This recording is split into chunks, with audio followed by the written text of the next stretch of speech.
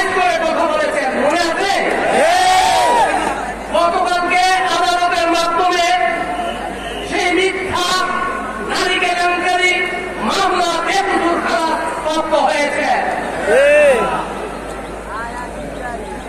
প্রিয় চাঁদপুরবাসী, এখন থেকে 5 বছর আগে মামুনুল হক ঘোষণা দিয়েছিলেন ছাত্রলীগ সন্ত্রাসী সংগঠন, ছাত্রলীগ দর্শনকারী সংগঠন, তারা দর্শনের সেঞ্চুরি উৎসব করে।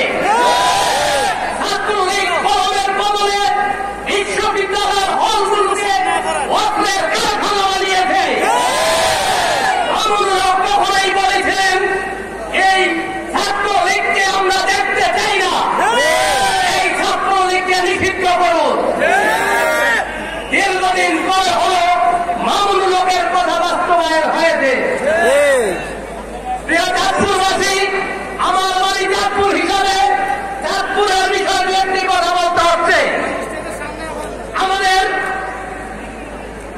মাননীয় সাবেক এমপি এবং মন্ত্রী এদেশের একটি করে 3টি পদের মন্ত্রিত্ব পেয়েছেন।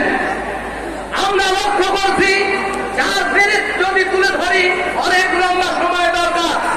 শুধু এতটুকুই বলবো, রাষ্ট্রের টাকা খরচ করে প্রথম পর্যায়ে যখন পররাষ্ট্রমন্ত্রী হয়েছেন, বেহুদা 187টা রাষ্ট্র সফর করেছেন, যা তাদের রাজস্ব টাকার থেকে খরচ হয়েছে।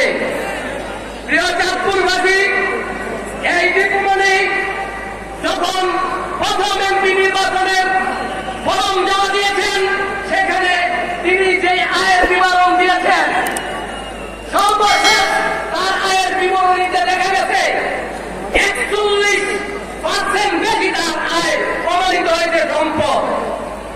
এই বিদেশে টাকা পাচারকারী, অবৈধভাবে সম্পদ উত্তোলনকারী এই দীপুমণির বিচার চাঁদপুর বাড়িতে হবে ইনশাআল্লাহ।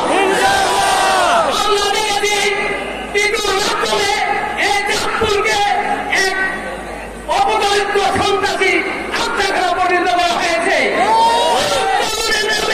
নেত্রা নদী থেকে লক্ষ লক্ষ কোটি টাকা এদের দিকে পালন করেছে। প্রিয় চাঁদপুরবাসী, শুধু তাই নয়, এই চাঁদপুর জেলার মহানবীর সহ স্বরাষ্ট্রমন্ত্রী হয়ে আপনারা জানেন সাভারের সেই ফেরানির ঘটনা সহ অনেক ঘটনা। বর্তমানের সময় রাখবো, আমরা এই চাঁদপুরবাসীকে আগামী দিন বাংলাদেশ খেলাফত মজলিসের মামুনুল হকের নেতৃত্বে একটি বলিষ্ঠ নেতৃত্ব দেখতে চাই।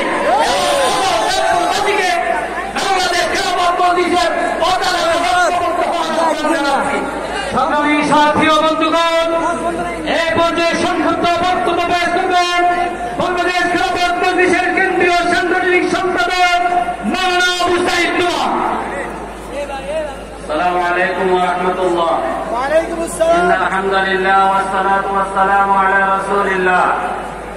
সংগ্রামী চাঁদপুরবাসী, আপনারা জানেন বিগত 5 আগস্ট বাংলাদেশ থেকে শেখ হাসিনার পতন হয় নাই। বিগত 5 আগস্ট বাংলাদেশের তরুণ জনতা, ছাত্র জনতা ঢাকা অপেক্ষা করে বাংলাদেশের ফেরাউনকে বিতাড়িত করেছে। সংগ্রামী জনতা, শেখ হাসিনা, শেখ পরিবার বাংলাদেশের জন্য কলঙ্কজনক অধ্যায় রচনা করেছে। শেখ হাসিনা, শেখ পরিবার বাংলাদেশের জন্য অভিশাপ হিসাবে পরিণত হয়েছে। আমরা নতুন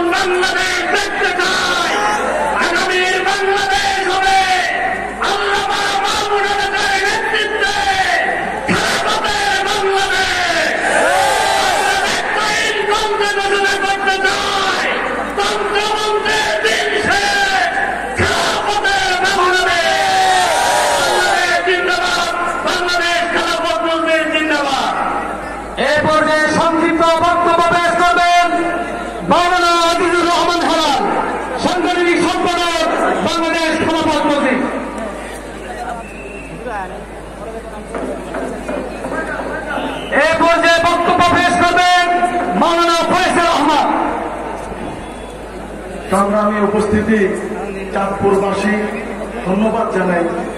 মহাসচিব বাংলাদেশের এই তারুণ্যের আইডল মামুনুল হক যখন জেলে ছিল, আন্দোলনের জন্য আপনারা সূচনা করেছিলেন, সেখানে আমরা এসেছিলাম।